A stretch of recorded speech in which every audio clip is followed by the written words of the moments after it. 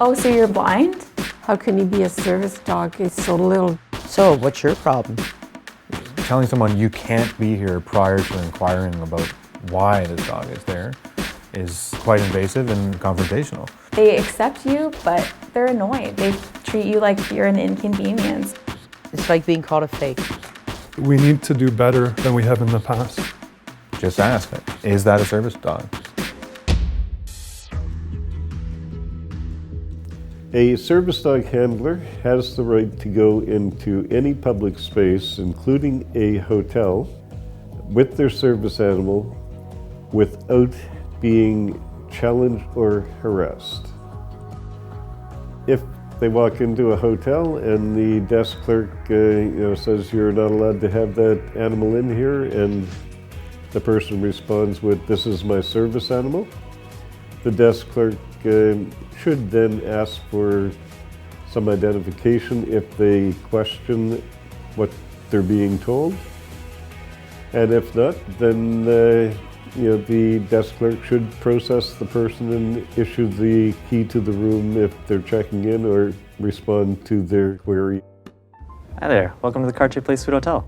How can I help you? I'm here to check in, please. Perfect. Do you have a reservation? I do, yeah. Just under the name Rob Mitchell. All right. In a situation where, as a service provider, if you're concerned about whether this dog is allowed in this establishment, I would ask that you try not to approach me with a standoffish tone. Telling someone you can't be here prior to inquiring about why this dog is there is quite invasive and confrontational.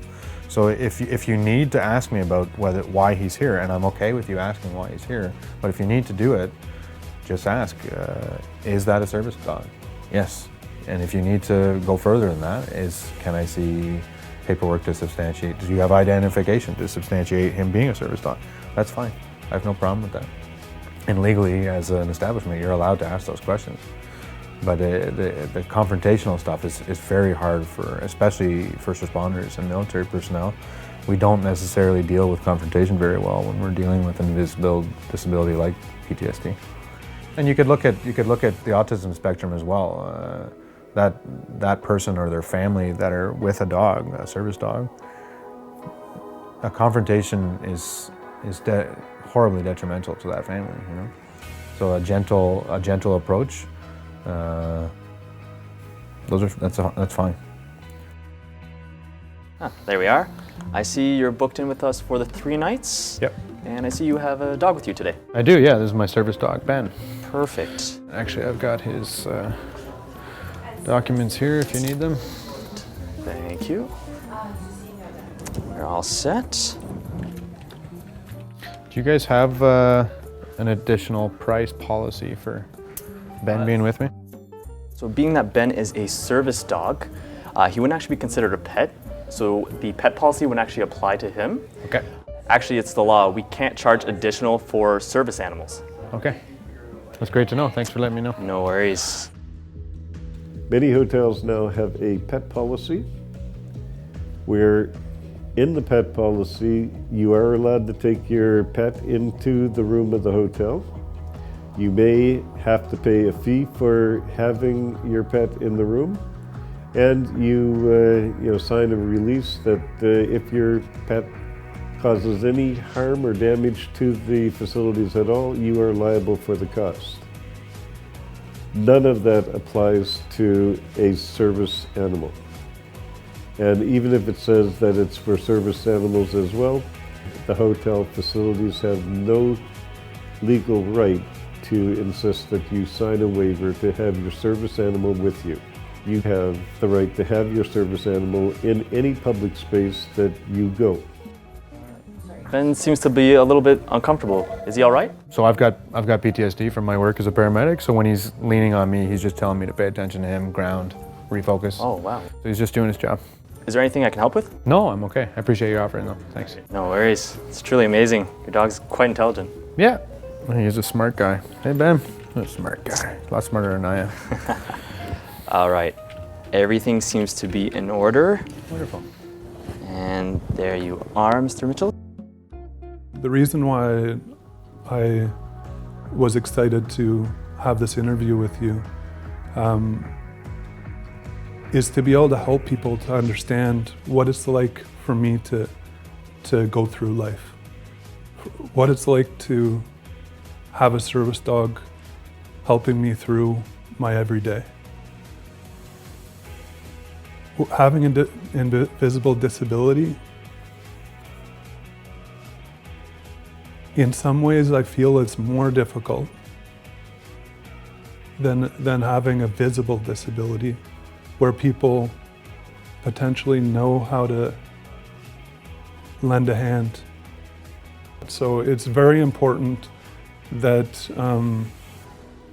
that customer care people begin to realize that when they see a service dog, that's the time to assist the person, maybe help them through a shorter line, like they do somebody in a wheelchair. We need to do better than we have in the past. Thank you. And if you require anything else, we have someone here at the desk 24/7, so just give us a call and we'll be happy to help. Apart from that, enjoy your stay. Thank you so much. Take care. Come on, man. They can't deny you service. So whenever I'm booking a hotel, I always state on the phone, I have a service dog, she will be with me, and I've never had a problem with. I think there was one occasion where I did book a hotel and forgot to mention that I had a service dog. There were questions, and certainly they weren't happy that I didn't tell them, but they still allowed us entry. I've been very, very lucky where people have asked the right question, I guess. Is she a service dog? Yes, she is. Okay. And is she certified or he certified? And just asking, you know, is she necessary for, you know, her being in this room, which the answer is always going to be yes. Like, there are ways of asking, I guess, but it's really hard to ask when the real question that they want to know is, what is your service dog for? And that's something that people don't really have a right to ask. They think they do, but they don't.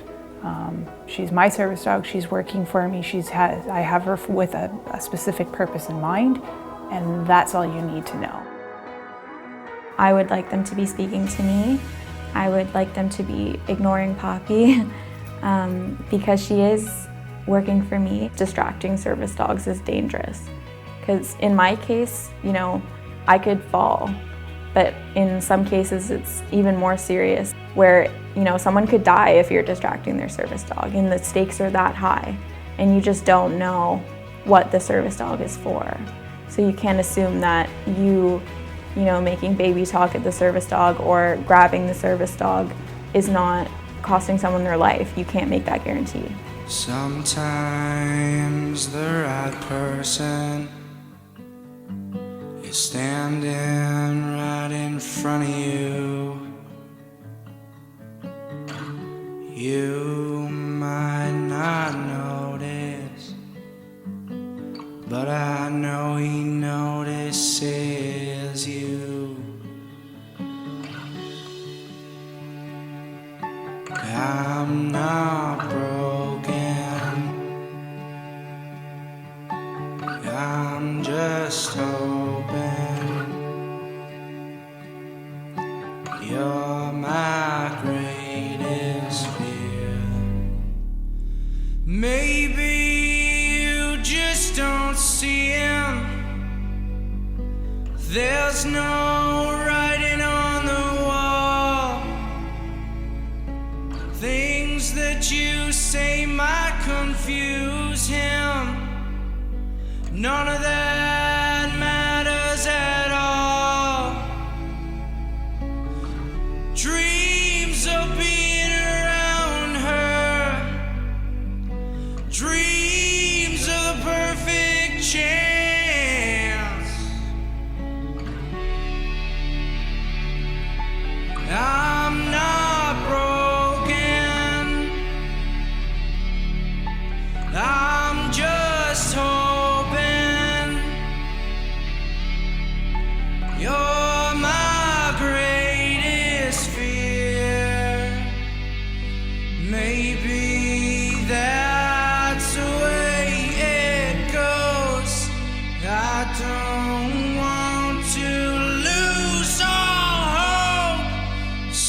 time.